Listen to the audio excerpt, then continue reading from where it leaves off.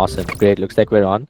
Anurag, an absolute pleasure to have you here. For those of you tuning in, we're listening to one of the co-founders of LightFury Games. They've recently announced a very ambitious cricket game. Lots of headlines that you may have seen around the announcement. It's an e-cricket game coming out of India. It's been a while since we've seen a new cricket game coming to the market, right? And I think that's gotten everyone in the industry quite excited. Anurag, let me start by welcoming you here. Let's have you open with maybe your story, your background, what led you to video games in the first place, and just what do you enjoy playing? Thanks, Nishant, and thanks for having me here. Really appreciate the opportunity. So video games has been a passion, like I guess a lot of other Indians growing up. We used to play Mario, Contra, those kind of games. And at one point of time, everybody wants to make games without knowing the complexities of it. But it's a fun profession, right? But then in course of life, that part took a backseat because of course you had some certain goals. You went into engineering colleges, and actually that is where it came back because that's where in engineering colleges that the whole culture of playing games over LAN, be it Age of Empire, be it CS:GO, be it any of those games, is where you kind of at this I revived my interest into gaming again and wanted to learn the art, and that's where it all started from. So my initial first few years in India was started off with the company where I was supposed to make a 3D software tool, and that till that time I haven't imagined that I will start building careers in games. I was doing always side projects, but that was not really something which was very well known. I'm talking about 2004, and that's time it was not easy to get into games as well. But because my first project was into making a 3D app, a tool basically similar to AutoCAD as part of my internship, that convinced me this is what I want to do for the rest of my life. And then I got an opportunity with a company called Paradox Studios, which later became Jump Games, which is now a part of like the Reliance game overall. And that's where my journey in the gaming industry started from, and I never looked back. Um, I actually the first few years after Paradox Studios I was in Bangalore working for set-top box based games, which is very interesting because but we were dealing with a lot of hardware limitations, and that is where I learned the art. At the same time, it is like never as fulfilling because not a lot of audience were actually playing those kind of games. So I wanted to build the highest quality games. That led me to taking a plunge, going to Canada, started working with Ubisoft in the casual Nintendo Wii titles to begin with, and shipped 3 titles there. But then I got an opportunity to work with the Warner Brothers in Montreal, where I've worked on that was my first AAA title called Batman Arkham Origins, and that that was some experience actually to work on Batman franchise, understanding the actual nuance of that. That is a true AAA game, and understand how people think about building these games. And I would say that was in a lot of ways eye openers. Some things we had a convention that everything is beautifully planned. It's more about how you execute. And certain things about how the processes that leads you into building those games. That was really an eye opener about how detailed they can think about it. But then when it comes to execution, you have to be pragmatic. So the balance of that, which leads to this kind of quality of end results, and that was very incredible for me to see, and different styles. After Montreal, I got an opportunity to work with Ubisoft in Singapore, where I started working on Assassin's Creed franchise. I shipped 3 Assassin's Creed there. Initially, I was a senior developer, but then I got made the lead engineer and worked on 2 Assassin's Creed titles, Syndicate and Origins, and lead engineer. And then and that was another a very contrasting style. How Ubisoft build games and how Warner Brothers Rocksteady builds games. They're two completely different, and maybe a separate conversation needs to be into to go depth of that. But that's very interesting as well. And again, that's what I was learning about how to actually work in processes, manages team across the globe, and working together to actually ship a title. That was a different set of challenge altogether. And then I got an opportunity to work with Rocksteady Studios in London, where I'm currently based out from, but I spend most of my time in India now. But Rocksteady Studios, the original creator of Batman Arkham series, I joined when they were just about to finish Batman Arkham Knight, so helped a bit on that. But then I started the new IP, Suicide Squad Kill the Justice League, from the ground up, where I started the 4 characters, and basically was hands-on developing as well as managing the team there, which was again a very interesting co-op multiplayer game experience, is what now they're trying to get their hands on. And also in terms of, there was a lot of learning experience of migrating from a single person game, that's what Rocksteady was known from, into a multiplayer co-op game. So another huge amount of learning, and that is what was always my appetite, that I want to learn more and more. And that led me to a new company called Improbable in London, which is basically it's a game tech company which allows you to have, in simpler words, tens of thousands of players can play one single game instance, which is a persistent level, which opens up possibilities like Ready Player Me and all. If you literally, you can actually make those kind of games with their technology. And so I was director of engineering there, worked with AAA game studios across the platform. Now I was on the other side of the fence, helping game studios build games with them. So I was able to work with now a lot of simultaneous AAA giants who are developing on tool sets. Again, a lot of learning and learning how to build live operation games, what not to do. And there are a lot of learnings there as well, not just about AAA games, about how you manage them, what is the thought process from very early on. And you'll be surprised, even the biggest of the games, they make very simple mistakes. When you open up the floodgates of people coming in, everybody queues up, there's no queue server, and the game crashes. And then that makes a reputational damage of it. And so these are like very small things, but you have to plan for them very early on from the beginning and test it at scale and all those things. So that's another way of it. So that I was there, and then after that I was doing some consultancy work here and there, and that's where I've known Karan for a long time. And he reached out to me about this particular endeavor, what he had in mind. So cricket is very special. Being probably in the genes that you love cricket as an Indian, and but this was the next level, about not only just build a cricket game, but also do something with the Indian development team as well. Because when I left, we haven't built a AAA game then. Today, also we haven't built a AAA game. Now, and that's a bit of a shame, because the talent in India is enormous.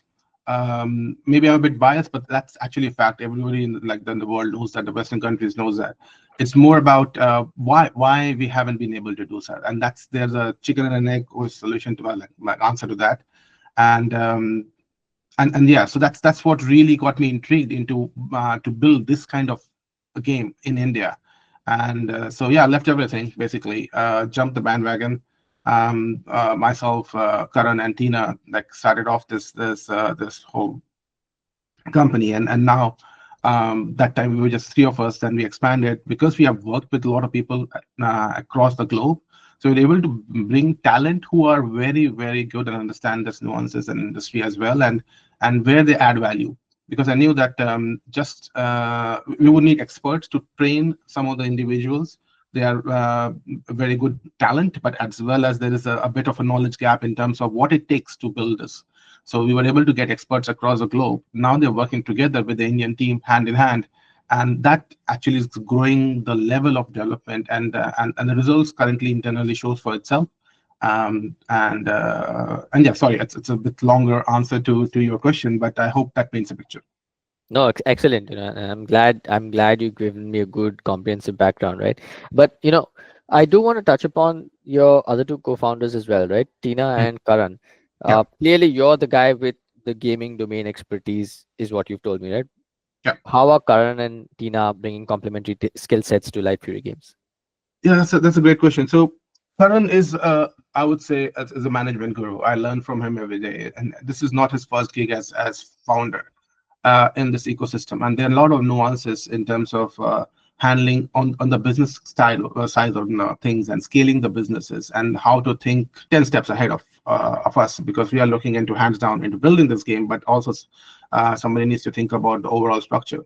His background with an academy and growing it from the place it was to where it left, and coming out as a founder, a co-founder of the company, that tells you about that individual in terms of what he's capable of, and how he can see the vision and understand the pulse of an Indian game, like Indian player diaspora, and an Indian people who, how they are looking at technology and how they're actually growing.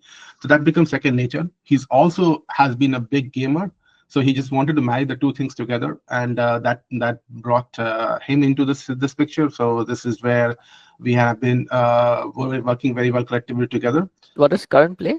Karan used to play all kinds of games, but he plays FIFA the most, I would say.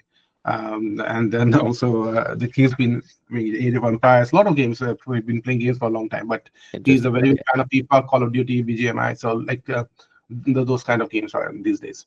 cool. And how Uh, about Tina? yeah, so Tina is, I would say, is somebody who holds us all together in place, and she has been the very initially when the Tencent came to India, she helped create the team, build the team. So she understands the space very well. She worked very closely with Karan, understand how to scale a business, because see, the thing is, going from 1 to 100 is relatively easy, I would say. Going from 0 to 1 is extremely hard, and that's another challenge what we have to present in the Indian gaming ecosystem. She understands how to build 0 to 1 and how to get people into the journey and retain them. We are having very big names from the world who are working in our game right now. So, like for example, lead producer from Assassin's Creed, who has also worked on as the creative director for Skull and Bones, is our creative director here, Justin Farron. Our CTO, Chong Yu, was PhD from MIT in machine learning and AI, and worked on Sims franchise and EA, and was at Improbable. So understands the core mechanics of AI. So like really code in-depth, talented individuals, and I can go on and on. We have people from Codemasters, like the people who built the initial brand Lara Cricket. They are part of it, building our physics systems. So there's a whole range of people who we have. It's about getting them together and building a team with them, retaining them, keeping and creating a culture which makes how this Western talent works and blends together with the Indian developers base. It's kind of a one of its kind. Like there's a lot of things what I was also not very sure about how will that actually work out. And so far, I could not thank Tina enough for managing that very smoothly and building and retaining this team. What we have right now, I can tell you this is probably one of the best teams, if not the best team in India right now. And that's a lot of credit goes to Tina. So we have our own job, like actually kind of work like three pillars and take care of our domain. So we don't have to, like, say, I don't have to worry about, okay, how are the policies and the people, be the culture, how are we building. Tina will take care of that. How are we growing as a business, and how we are looking into the surviving in the Indian market and growing in that ecosystem and understanding the pulse of the audience in India. Karan will take care of that. And I will take care of what we actually build and how we go about and make sure that our game is the cutting edge. So that's how together all three of us have been working very closely, and I guess the result will show for itself, and ultimately when the game comes out. Look, I think there's this moment that the Indian gaming industry is having, right, where it feels like we're finally importing talent and then sort of having a knowledge transfer done. You're Yeah, doing this. Just last week, I spoke to the good folks from Tara Gaming. They're doing this with their game Age of Bharat, and I yeah, think India is having a moment right now. So it's something that should not be missed, right? yeah. Let me ask a slightly double click question on your game and your venture, right? Why cricket?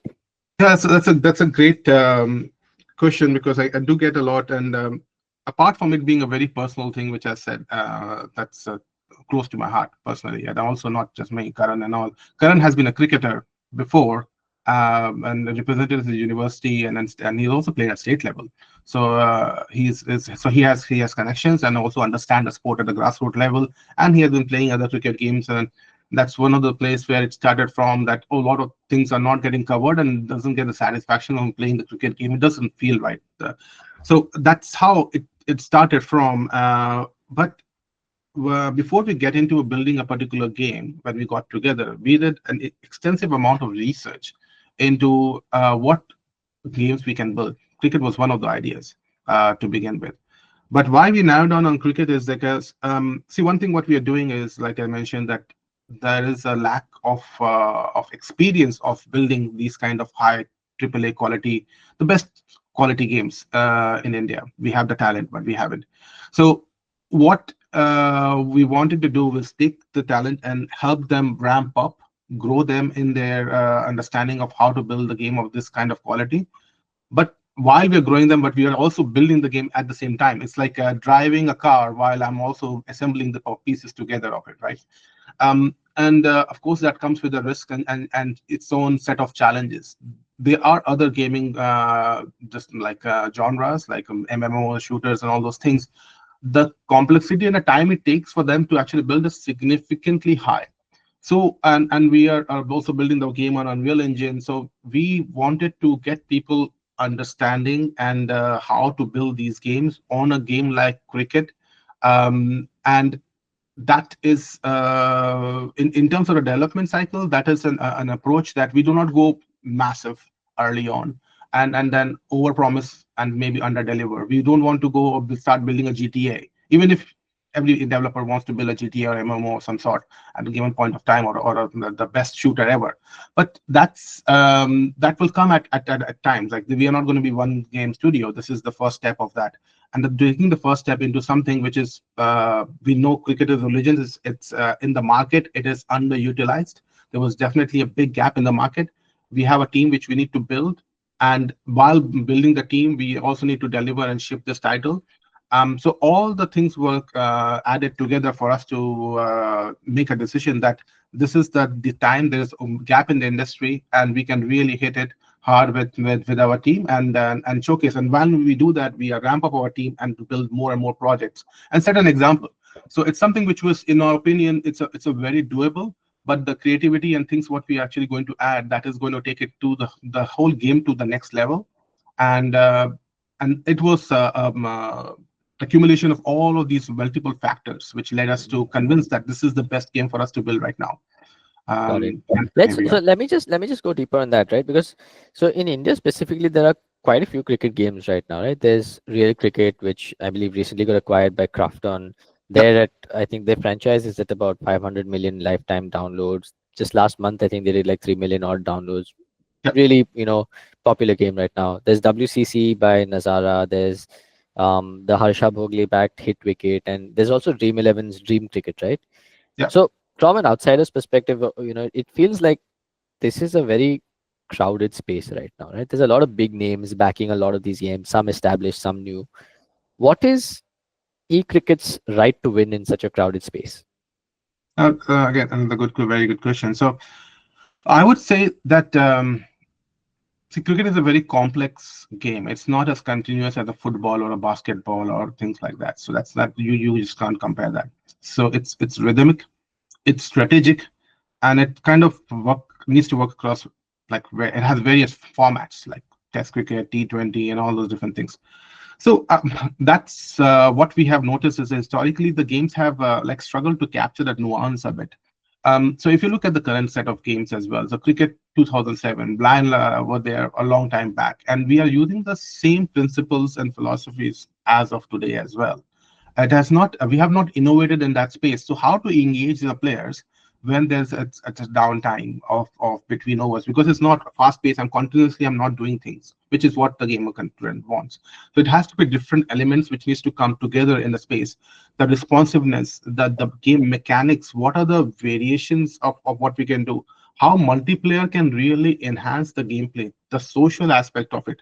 This all of those things are missing in my opinion. So like, although I cannot really comment on directly onto the games, so that's not my place to say. But what we have seen that it's not a checklist that, oh, I did the pitch, I did the bowling, I did the batting, I did the fielding, and we have a game.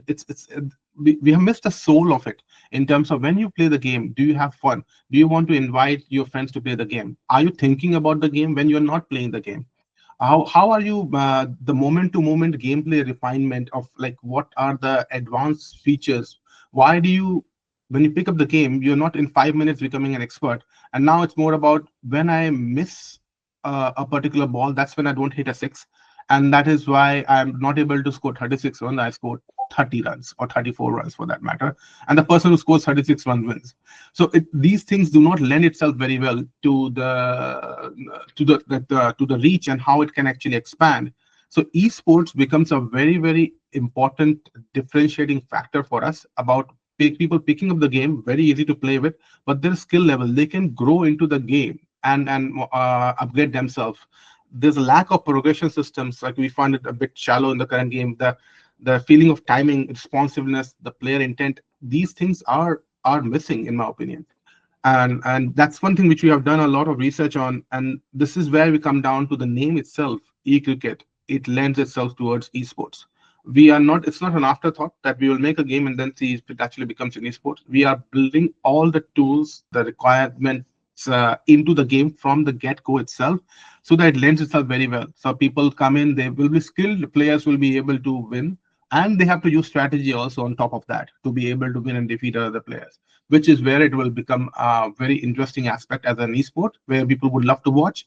That can create, open up different geographies across as well. So it's not just a cricket game who love the game.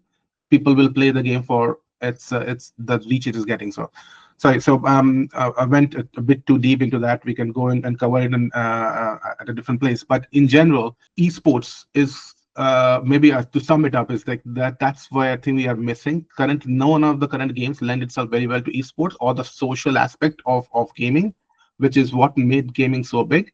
We are doubling down on that. We are just making sure that we are the game. People will come for playing esports, and of course, that will expand the reach of the game across boundaries. Two thoughts come to mind there, right? One is a little superficial, right? Because esports for cricket games has been attempted, right? I believe Real Cricket's been trying something called GEPL. Yeah, Not too sure what the success around that has been like. So that attempt is being made. yeah. But more fundamentally, right? Historically, sports games have not had large esports ecosystems surrounding them. I personally believe that this is because esports is inherently driven by viewership and community. Hmm. And people would much rather watch the actual sport than watch people playing a video game version of that sport, right? My question here is then, how are you thinking around this? Is because this is clearly going to be a roadblock towards building an esports ecosystem for a sports based game. Have you given this some thought? Like, how are you overcoming this? So you're absolutely right. If the game is exactly the simulation of the sport itself, then you're absolutely right on the money. In terms of, then it becomes like, okay, so I would rather watch the game. Like, what is my advantage? And you're doing exactly the same thing. I would rather watch when their stakes are very high. So one of the things what we need to do is getting the stakes very high, also involving real player and all those things. But the other thing is the game mechanics, and this is what I was alluding towards, is that we can't have the exact same game which was built long time back, which is replica and a simulation of these games. It needs to have its own mechanics which differentiate itself from the real sport. So it can tomorrow it can lead to the real sport adopting something back from the esport. That's going to be the win for us, and that is what the features what we're actually adding. Unfortunately, can't go into too much detail of that, but you will see this is not an afterthought. We have before even we wrote one line of code, we have added features into our game which differentiates us from that. So from the regular other cricket games what you see out there. So they're all very good, and we are having the same gameplay mechanics and all, and much more advanced gameplay mechanics. Plus, we have certain features which I cannot spill the beans right now, but we have certain features which differentiates our game very, very differently from the other sport itself, and it can create its own game mode, and we will be providing flexibility to be able to do so, which organically creates very, very interesting moments which can lead itself into very into the esports kind of mindset. And that's the whole angle we are looking at right now. And but if you look at some, there are some successful games like we have WWE games. Actually, they're doing quite well into the gaming field, which is now translating it back onto the actual sport as well, which is and that's a win, I would say, in that regard. So it is doable. It's about how we are, what features we are adding into the game. It's not just a pure simulation. Pure simulation and the extreme gameplay mechanics is the core of the game. But we have added elements which hopefully may be adopted in the real cricket one day, right? So and that is going to be our differentiator. That is why people will be playing our game and watching our game, because it adds a spice to the game which doesn't exist at the moment. That's all I can say, unfortunately, right now. Sure. No, of course. I think, all of us have to wait for the first gameplay trailer to drop before we can get a little more excited about this. But Yeah. on that note, when do you expect to drop some gameplay teasers and trailers? See, I have to. Well, sorry, I will take a bit of a longer answer to that, because the short answer is that when we are ready, that's when we can actually showcase that. But there is a very good reason behind it. So the way we are building the game is that we have broken it down into multiple components. The core mechanics. One team is working only on the core mechanics, and they will continue to do so uh, relentlessly throughout the whole course of the game.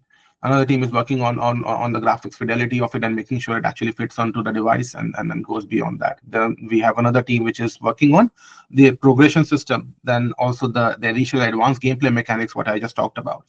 So we are doing all of those things into different parts. Now, if you take a snapshot of this right now, you will see like you might heard that the game looks like crap for the first 80% of the time, because these are all things are being built in different places. Now, if we were to showcase something out earlier than we are ready, people will look at it and make an impression of it. This might not be, or this is that. Either they will have very high impressions, which might change, or they might have very low impressions of which again might change, right? So we cannot guarantee that is not the experience what the people will get at a later point of time. We did come up with a small, very small gameplay experience of that, and we showed that in GDC this year in collaboration with Amazon. I don't know, you might have heard about it, but that's what we did. But that's not a representation of the game, what is going to be out there, and people can misinterpret. And so it's better for us to actually showcase at the right time with the gameplay. But rest assured that gameplay is the most important fact for us. And as you might have seen our teaser, the teaser is made of the all in-game elements. So and that's what we are going to be true to the franchise. And then people, what they see is what they play, and that's very, very important for us to the core. And we want people to take the best impression of it. So that's why it needs to be revealed at the right time. But yes, I would say very soon. Cool. Let's let's talk about platform choice, right? So, okay, first of all, what is the primary platform of this game going to be? Is it mobile first? Is it Mobile PC? first. Mobile It's first. Okay. mobile. Yes. Okay. I read this story from Vikas of Money Control, right? That Yep. you're working with Amazon Game Live Streams to enable Yes. cross-platform functionality. Yes. As someone who is very technically challenged compared to you, can you please tell me more about what is Game Live Streams and how is this going to benefit eCricket's player base? Yeah. So actually, game stream is really exciting, and it's a disruptor. Basically, the cloud gaming or cloud streaming technology is going to be a disruptor in the whole gaming ecosystem in the times to come. We are still at its early stages of it, but it's definitely something to behold. And the reason for that is the simplest way to understand is the game is not running. I don't need to install the game onto my device or any device for that matter. The game is running on a GPU on a cloud somewhere else. All I'm doing is I'm watching the visuals of it like a YouTube stream, but I also have my controls. When I do the controls, it goes to the stream on the server, which is running somewhere on the cloud. The game gets played, and then you see the output real time. The technology was evolved so much that you will not feel the latency of it at all. That I'm doing something I'm not playing on my device. So it is not limited to any mobile device. The reach becomes insane, that anything, like even if you have like the simplest smartphone, the game will work on that. Or if you have the highest advanced latest PS6 or any other console which might come out in the future, it will work on that too. And it's all, the fidelity is exactly the same because we are running it on a web browser. So as long as you have any web browser, you will be able to play our game. And that's in my opinion disrupts and changes the whole ecosystem of what kind of games, what does cross platform even mean. It will change the definition of that, because our game would be ready across all platforms, so you can play no matter where you're coming from. As long as you have the correct controller attached to it, you will be able to play from your TV to a mobile or anything for that, and then that matter, and that the fidelity remains exactly the same. So we are very, very bullish on that, and that is what we actually demoed running live to a player base in USA and GDC, which is the world's biggest forum, which they were kind enough or basically invited us to show to demo game, which was a very proud moment, I would say, for the Indian gaming ecosystem, the first time that has happened. But I would also tell you that they have a whole catalog of games like Hitman and Atari games and all. And cricket is not a game which is played or understood very well in USA. But we had a like significant audience of players coming and playing our game all the time. So also that kind of reinforces the faith in the game, that it can survive without people actually understanding the game what it is.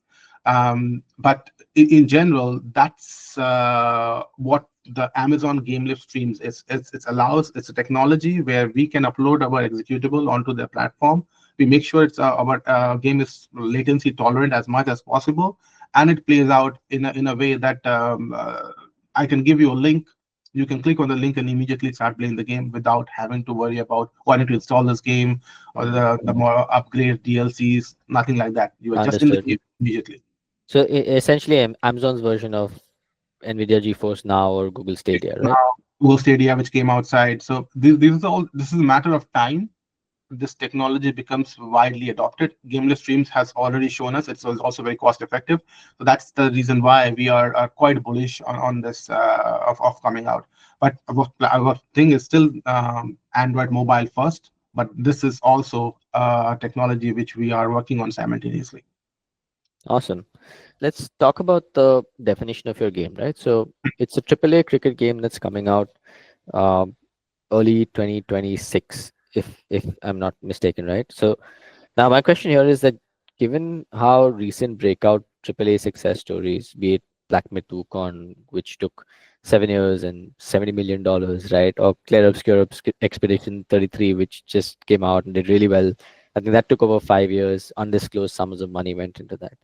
Hmm. Of course, those games are in very different genres to e-cricket, but you know, do you think 24 months and $8.5 million are truly enough to build and launch a successful AAA game? It sounds extremely ambitious to me. 100% right on the money. And there's no denying the fact. Um, the only thing, however, so you have to consider that first of all, definition of a AAA needs to be understood very well here, um, because there's no real definition of AAA. AAA is the highest quality game in a platform. That's the easiest way to actually understand what is a AAA game, which has sometimes has a huge budget, sometimes it doesn't. Right? Sometimes a small indie game could become a very massively adopted game, and then that could become a AAA game because then they get the money, they add the features, and also that's they can keep expanding it. So on different platforms, different games can be qualified as AAA. On mobile, we are looking at things like, say, FIFA Mobile, Call of Duty Mobile, and so BGMI. These are all very, very good examples of what a AAA game could mean on a particular platform. Because when we actually build the content on mobile, the whole art production pipeline is different compared to what you actually build for a PC console game mobile. And you have to take a lot of nuance, also support on different platform devices. And here we are talking about running it on a mobile screen, which is much smaller. And so the resolution and the whole texture sizes and everything does becomes that much smaller.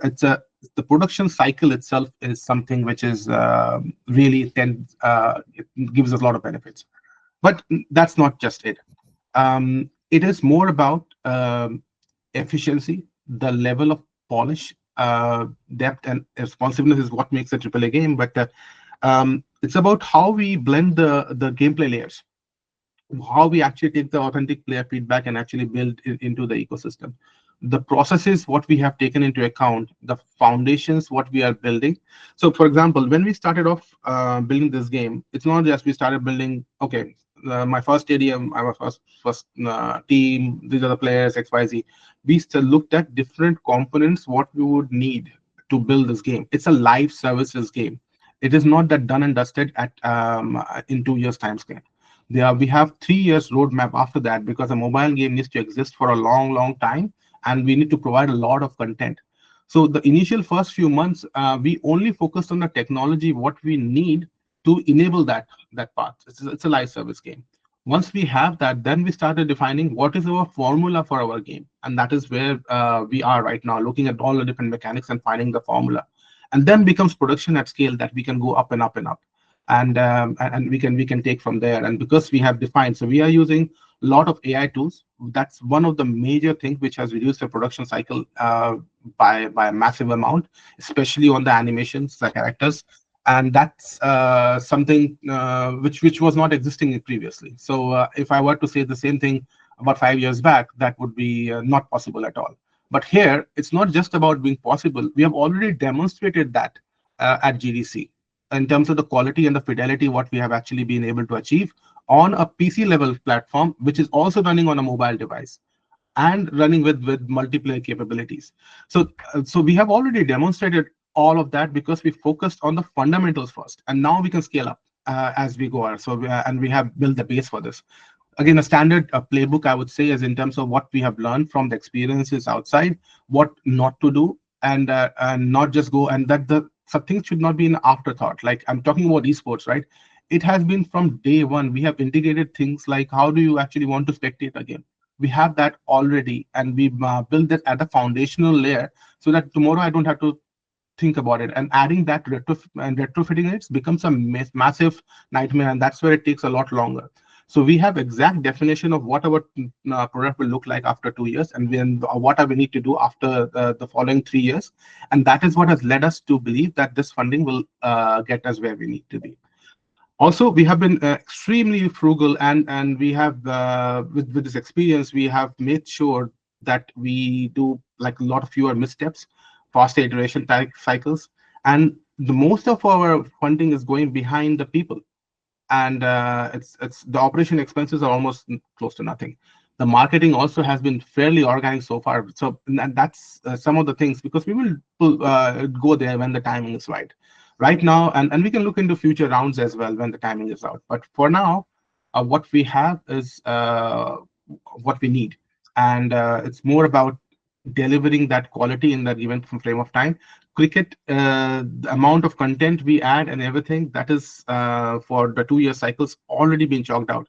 And that's something which is I cannot disclose, but maybe at a later stages when we come, we will show you the whole production cycle and how we are building. We are keeping a record of all of that, so you will be able to see that, and you can see why. And we were so confident about it. And of course, you don't take our word for it. We have already demoed that in GDC, and we are now much ahead of what we did GDC in month of March. So we are 2 months of work. We have already crossed that. So um, that's what gives us a lot of confidence about what we're building. And 2 years cycle, it's a live operation games. It's the first step, and then of course we'll keep building after that as well. Very cool. Right, I have just two more questions before we can wrap up here, right? The Yeah. next one is on monetization. I read something very interesting and exciting, right? It said that you're not looking to do traditional in-game advertising in your game, um, but you're thinking of rather IAPs like stadium upgrades and maybe direct advertising by on-pitch branding, similar to what you see in like a real cricket match, right? Can you tell us a little more about your game's monetization strategy and about the decision to avoid traditional in-game ads, especially for a game that I would assume is primarily targeting the Indian consumer who tends to be a small spender. So one thing which is I would say that the Indian ecosystem is evolving. India tends to be a small spender, but if you have looked at how eFootball has come out, and the FIFA, BGMI, they're all success stories on mobile where people are spending a lot, and then getting this over the line. Indians are now buying IPL tickets for 5,000 rupees, right? Because the affordability has gone up. So those are all facts. Having said that, one of the main things what we really feel is that the monetization is a very, very important and core aspect, and we have already built up hooks, and we have thought about it carefully in terms of what it means. Um, our main focus is around retention. When the players love to play the game and they're coming back at playing the game, all this monetization strategy will fall into place, and it will go up and up and up in terms of how you want. That's the player ads at times really disrupts your overall experience of that. Doesn't mean we will not use player ads, but if I play the game and I get an ad and play a game, get an ad, and then basically I don't want to play it anymore. The time I have from an audience is very limited. I need to make the most of the what 5, 10, 20 minutes the person will actually give us, and we want to get them away with the best possible experience. Now, if they want to explore ads and all those things in app purchase, then be it, we will always provide different ways of actually doing that, and we are exploring multiple strategies on it. But we are focusing on like literally fair and transparent monetization. Like, we are not going to have pay to win, like never going to happen. It's more about the cosmetics, the progression based unlocks, premium content which will come at a value. We talked about how we can also give it with game live streams across devices, so that will another be a premium content, so you can play a very high PC fidelity. game across a platform, so that allows you to be able to attract a different player base. Over time, we will expand into battle passes, limited time events, and community driven loot drops. And these are all strategies which has now been part and parcel of the modern day of monetizing of a game. So the current way, and we need to evolve as the Indian economy is growing, and the diaspora is more and more aware of other games which are out there in the market. We can't be doing the traditional monetization. That is why our focus has to be retention. That is the most important metrics. People should love our game.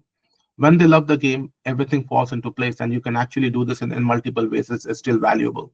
So and of course it takes time, but at the same point it is what the standards what you're building for everything. And actually cricket, for that matter, it does lend itself very well.